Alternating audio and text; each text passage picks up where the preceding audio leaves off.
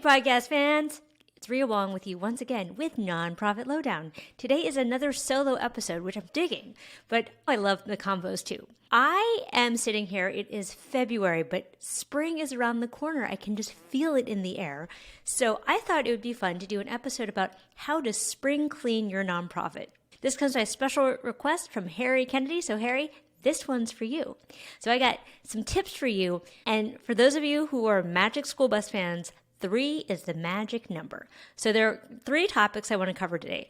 1, how to spring clean your nonprofit, especially when we have funders who are always looking for the new and looking for scale. 2, how to spring clean your fundraising. And 3, how to spring clean your own mind. So let's get into it. The first, how to spring clean your nonprofit organization.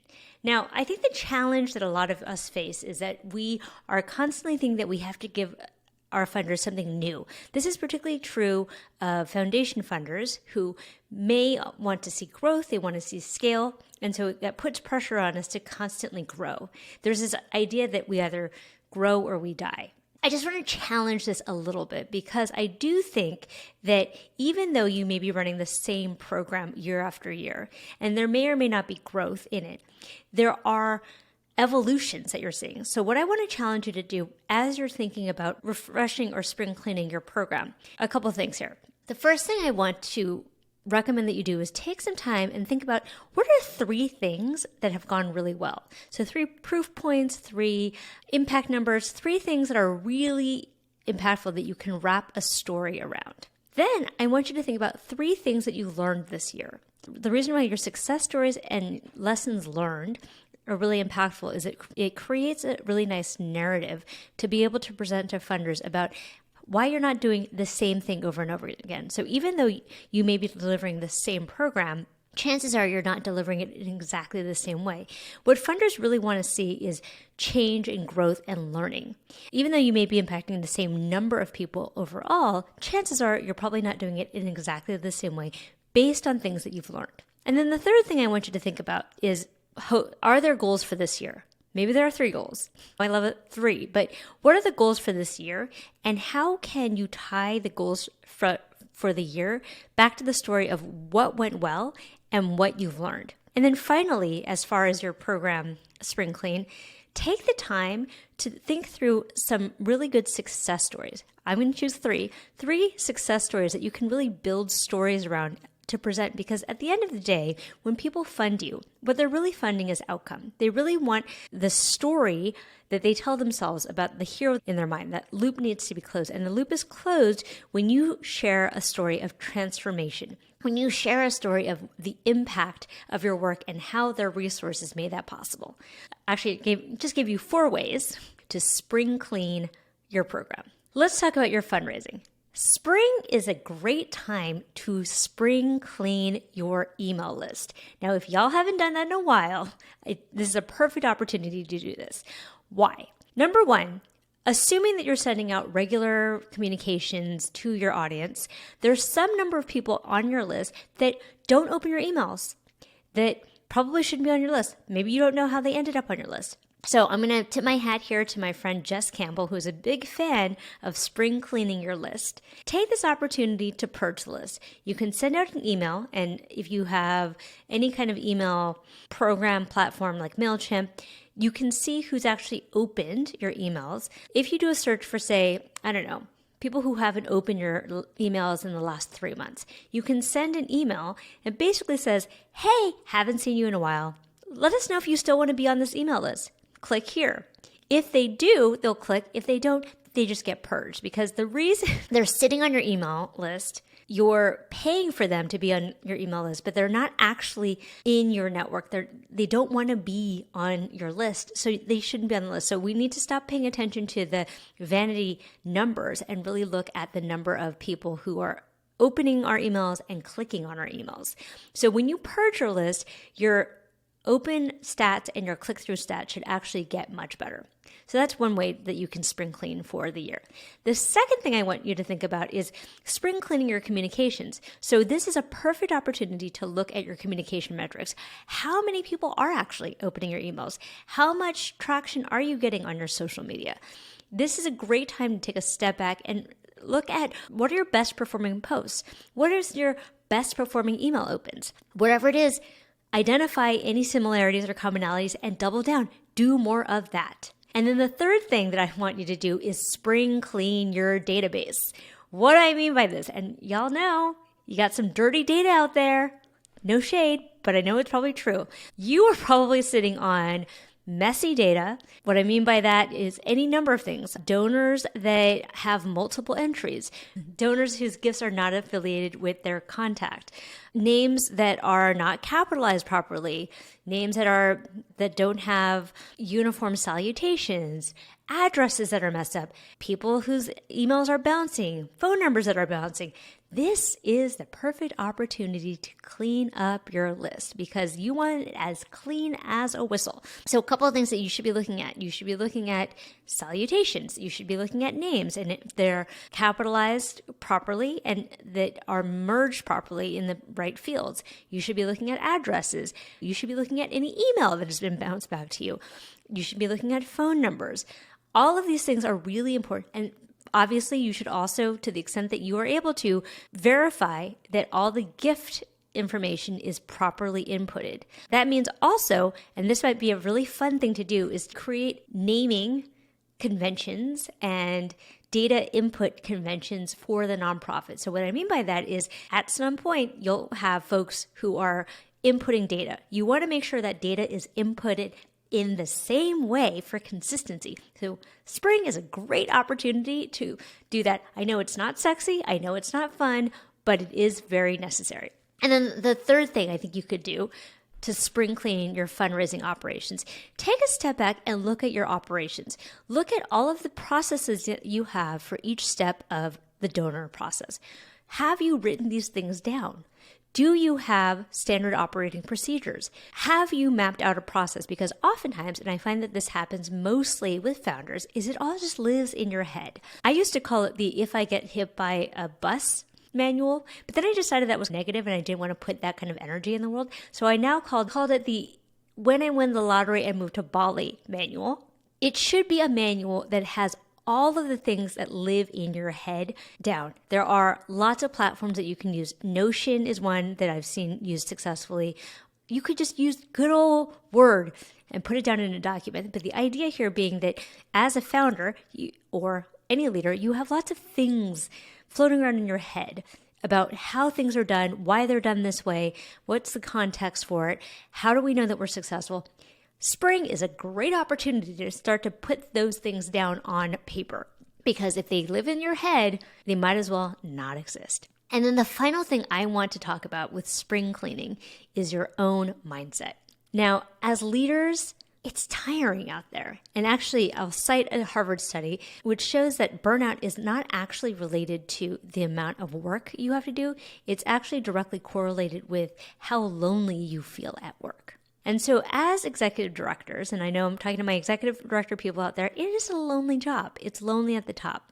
There are often things that happen in the nonprofit that nobody else can know about. Maybe stuff you can't talk to your board about. Maybe it's stuff you can't talk to your funders about. Maybe it's stuff that you can't talk to your staff about. I understand. I have been there. So what I want you to do is to encourage you, and I actually encourage you to do this as a quarterly practice, is to write a couple of things down. Number one, write down 3 things that are energizing to you. So these are things that you're good at. These are things that give you energy. These are people who give you energy. Those 3 things down. And then write down 3 things that drain you. These are things that you're not particularly good at. These are things that make you feel tired. And then these might be people or relationships that are going nowhere. And I want you to then take those 3 things, the 3 things you're good at, and on purpose, make time in your calendar to do more of that. And then the list of 3 things that drain your energy, either delegate, automate, or eliminate them. If you do this enough times, by the end of the year, you will have successfully boosted some of your energy in order to do the things that you need to do, in order to give you more energy to do your work. The last thing I'll suggest, and I'll tip my hat to my friend Brooke Ritchie Babbage on this one, is give yourself some time, because oftentimes as an ED, even when you're not working, I find that you're carrying so much of the emotional and mental heft of running the organization. And as you go, so goes the organization. So if you're running on fumes, if you're running on empty, if you're feeling burnt out and uninspired, how can you expect to run your organization? So what I want to suggest to you, and this seems radical, but I think it's a good practice, is carve some time at the end of every quarter, 1 week. And it should be a week where you're not having any meetings. It should be a week where you are not answering emails or in meetings or phone calls or meeting with your team. Have a week where you are in deep thought. And the deep thought can be anything that fills your bucket. It can be reading. It can be writing. It could be thinking. It could be visioning. It could be planning for the next quarter. It can be thinking about how to engage in activities that bring you more energy. But what I'm suggesting is you make time on purpose to refill your cup. Because if you are depleted, how can you expect to run an organization? And I'll tell you quite honestly, I'm speaking from my own experience. I made this mistake. For many years, I was running on empty and I just ground it out. I was like, I got to hustle harder. In retrospect, I see that I was not only creating trauma for myself, but I was likely creating trauma for my team because I was coming from a place of being completely depleted and burnt out. And so I was probably snappish. I wasn't my best self. I wasn't coming from a place of generosity and abundance. I was coming from a place of fear and scarcity. And so because of that, I think a lot about this concept of burning clean energy. If you burn clean energy, you're able to go farther, you're able to perform better. But I was burning dirty energy. The energy I was burning was based in just feeling fear and hustle and grind. And I don't think that fed my soul, and it certainly did not feed my team. And so I would say to you that if you give yourself a week at the end of every quarter, and maybe you're saying to yourself, Ria, I can't do a week. Take a couple of days. Take 3 days where you're off email, you're not taking meetings, you're not taking phone calls, and you're just giving yourself time to think. I always think about Bill Gates every year. I think it's every year. Gives himself a week. He calls it a think week. And he goes off into the woods somewhere and he brings a bunch of books and he just thinks. And I would say that practice of reflection and just thinking is in part probably why he's as successful as he is. Because we need to be able to refresh our brains and refresh our spirit to think and to lead and be the leaders that we want to be in the world. So I know it's a radical idea, but oh my gosh, imagine how much better all of us would be if we took the time to not only refresh and replenish ourselves, but also model to the people around us that this is what it looks like to be a balanced leader, to take the time that you need to be at your best, to feed your own soul. Let me reiterate. The first thing you can do is refresh your program. Think about the things that have gone, think about things that you're going to do differently, think about a goal that you have for the year, and think about 3 success stories that you can share. And once you can articulate that, you can share that with funders, because really what funders are looking for is not necessarily growth, though some of them are, not necessarily scale, though some of them are, but what they're really looking for is, have you learned? Are you contributing to the body of knowledge about the work that you're doing and how to do it better? And what they want to see is not necessarily growth in terms of numbers, but growth in terms of the evolution of how to do this work better. Because as funders, essentially what they're buying is an outcome. They're buying some kind of impact in the world. And if you can demonstrate that you are reflective about how to deliver that impact better, that is a really compelling story. Second thing, fundraising operations. Clean up your email list, clean up your database, clean up your communications. Take a moment and really reflect on what is working and what's not working. And while we're at it, take a moment to sit down and think about your SOPs, even if they're super basic. So you should be thinking about an SOP for how do we prospect donors? How do we qualify them? How do we cultivate them? What's involved in solicitation? How do we steward these things down?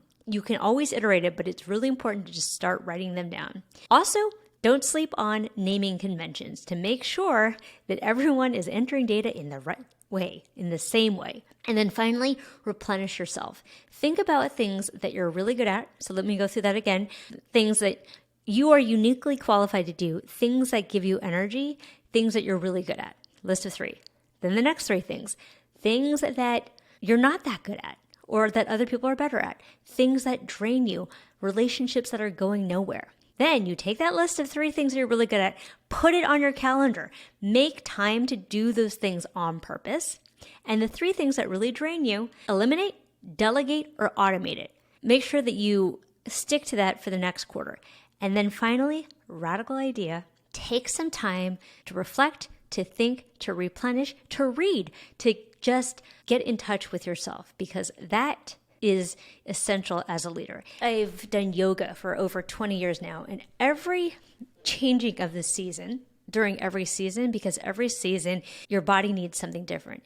In the winter, it's when you're hibernating, so it's rest and renewal. But in the springtime, that's growth and change. And so that's when we have to change our practices and really get in touch with the season, get in touch with the season that we're in, and to get in touch with being the leader that we all want to be.